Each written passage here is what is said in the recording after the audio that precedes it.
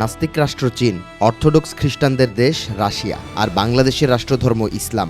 অথচ 1 মাস ধরে মধ্যপ্রাচ্যে চলমান যুদ্ধে তেহরানের পাশে দাঁড়িয়েছে বেইজিং ও মস্কো। বিপরীতে এক বিবৃতিতেই ক্ষান্ত ঢাকা, যেখানে নিন্দা প্রকাশ করা থেকেও বিরত থেকেছে বিএনপি সরকার। বাংলাদেশের এই সিদ্ধান্তে কষ্ট পেয়েছে ইরান। সম্প্রতি ঢাকার ইরান দূতাবাসে আয়োজিত এক সংবাদ সম্মেলনে এই কথা জানান দেশটির রাষ্ট্রদূত জলিল রহিমি জাহানাবাদী। রাষ্ট্রদূত বলেন, বাংলাদেশ মুসলিম রাষ্ট্র, ভাই হিসেবে আগ্রাসী শক্তির বিরুদ্ধে ঢাকার কাছ থেকে নিন্দা জানানোর প্রত্যাশা ছিল, সেটি তো পূরণ হয়নি, উল্টো বাংলাদেশের বিবৃতি ছিল অস্পষ্ট। এমন আচরণে কষ্ট পেয়েছে ইরান। পাকিস্তান ও তুরস্ক এই আগ্রাসনের নিন্দা করেছে, পাশাপাশি জানানো হয়েছে শান্তি ও সংলাপের আহ্বান। বাংলাদেশের কাছ থেকেও একই রকম প্রত্যাশা রাখে ইরান।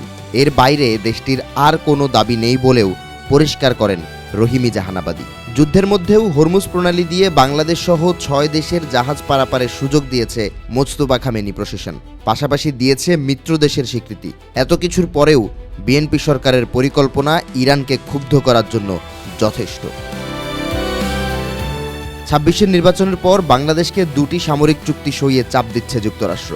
ইরান যুদ্ধের প্রেক্ষাপটে ঢাকার সঙ্গে ওয়াশিংটনের সামরিক সহযোগিতা চুক্তি সই করা জরুরি হয়ে পড়েছে, কারণ পরিবর্তিত ভূরাজনৈতিক প্রেক্ষাপটে মার্কিন সেনাদের ঢাকা ও কক্সবাজার বিমানবন্দরের অ্যাক্সেস প্রয়োজন। আকসা চুক্তির মাধ্যমে বিমানবন্দর ব্যবহারের পাশাপাশি রিফুয়েলিংয়ের সুযোগ পাবে যুক্তরাষ্ট্রের বিমান বাহিনী। পাশাপাশি কক্সবাজার ও কুতুবদিয়ায় অস্থায়ী ঘাঁটিও স্থাপনের ক্ষেত্রে কোনো বাধা থাকবে না। এর আগে 2019 এবং 2022 সালে বাংলাদেশকে জিসোমিয়া চুক্তি সইয়ের জন্য ব্যাপক চাপ দেয় যুক্তরাষ্ট্র। এর মাধ্যমে স্বাক্ষরকারী 2টি দেশ একে অপরের সাথে সামরিক ও গোয়েন্দা তথ্য আদান প্রদান করতে বাধ্য থাকবে। পাশাপাশি এক দেশ অন্য দেশের ভূখণ্ড ব্যবহার করে তৃতীয় কোনো দেশে চালাতে পারবে সামরিক অভিযান। বাংলাদেশের সীমাবদ্ধতার কথা স্বীকার করে জলিল রহিমি বলেন, বাংলাদেশের কিছু সীমাবদ্ধতা আছে, আমরা তা বুঝি, কিন্তু এটি একটি আন্তর্জাতিক বিষয়।